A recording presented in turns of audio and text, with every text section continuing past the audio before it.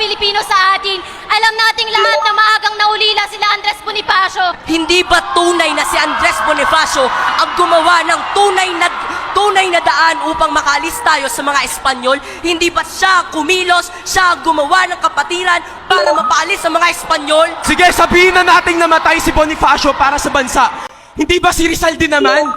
Di ba namatay din si Rizal para sa ating bansa? Namatay siya para makamit ang ating kalayaan. Ano ba ang nagawa ni Rizal kundi ang sumulat ng mga nobela?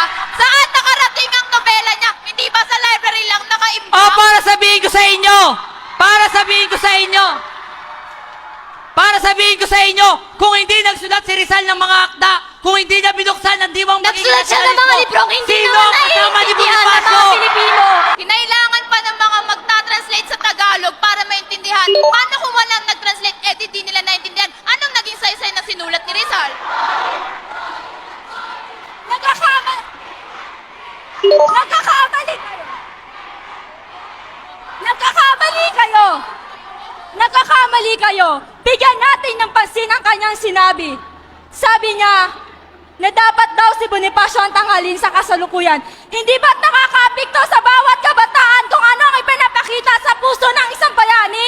Kung nagiging marahas ka, may apply natin to sa ngayon, magiging padalos-dalos din tayong mga kabataan na hindi iniisip kung ano magiging epekto ng ating gagawing plano o magiging solusyon sa ating problema. Ang dapat maging huwaran ng kabataan ay si Bonifacio. Dahil si Bonifacio ay may matinding pagmamahal sa bayan. Pinaglaban niya ang kanyang bayan. Hindi siya sumulat na ng libro. Hindi siya umupo lang sa upuan. Hindi siya umawak ng lapis. Tumayo si Bonifacio. Umawak siya ng sandata. At ito ang simbolo ng pagmamahal niya sa bayan.